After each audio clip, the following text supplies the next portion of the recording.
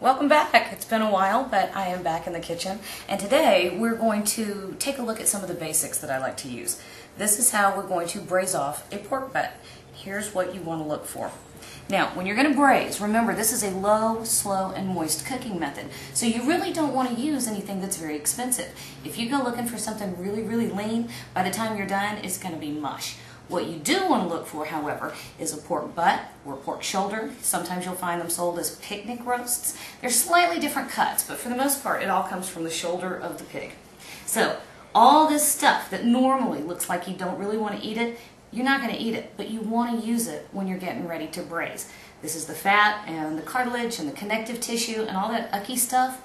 We're going to have it melt away, permeate the entire thing, and what we're going to end up with is going to be succulent and luscious and tender, and we're going to be able to use it in a million different ways. So this is how we're going to create our palette. So we're going to have a slow cooker, and I've got one in here that I'm going to show you in just a minute, but this is all you have to do to start out.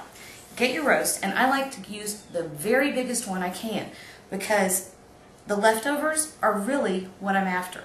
Sure, you can do a barbecue sandwich right out of the bat. That's fine the first night, but if you can work it for the rest of the week, go right ahead. You've already got a head start. So all you're going to do, salt, and give him a good bit of salt.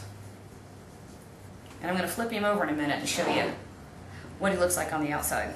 Or the other side, not the outside. Alright, good bit of salt. And we're also going to salt this side. And you see this nice big fat layer of fat? big fat layer. That's a good thing. And when we put him in the slow cooker, we're going to put him in there with that pointed up. Okay, so that's it. That's your total prep on this particular roast. Now, a lot of recipes that you look at are going to call for all kinds of different ingredients, and those are fine if you're looking for a very strong flavor base. Let's say you want to use it in pozole, which I'm going to show you how to do in a minute. You could go ahead and roast this off with, cumin or chili powder, and that's fine, but then you couldn't really use the same roast in Asian lettuce wraps. So we're going to go very simple. We're going to infuse it with fabulous flavor, and we'll tweak it on the other side.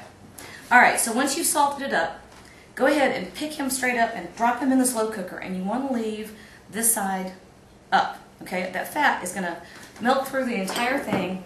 It's going to make it taste wonderful. You're also going to add a couple of onions, a couple of stalks of celery, a couple of carrots, big chunks, and then here I've just had a couple of really big fat cloves of garlic. I just smashed the fire out of them. They drop in there right like that. Okay, drop him in the slow cooker, set it on low. Now, different slow cookers have different settings. You're really looking for a bare simmer around the edges while it cooks. Walk away. Go get your nails done. Get your hair done. Go to lunch with your girlfriends. Whatever you want to do. Leave him there for 8 to 10 hours. The longer the better. Because this is what you want it to do when it's all said and done. You see how that just wants to come right up? There you go. That's what you're looking for. That fat cap, I'm going to get my hands in it so I can show you. That fat cap will peel away, and this is what you're left with. See how that shreds beautifully? When you talk about pulled pork, this is exactly what it is. Now, a pork shoulder can also be done on the grill, and it's fabulous in the smoker, and it's absolutely delicious, but this is my favorite way to do it because it's just plain yummy, and you can do so much with it. Okay, so the basics of braising a pork roast. Remember, you're actually looking for not as high quality a cut because that's what's going to end up with this fabulous taste and texture at the end.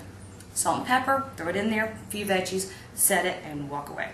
All right, we'll be back in, I don't know, probably about 2 minutes, and I'm going to show you one of the things I like to do with this stuff once it's finished.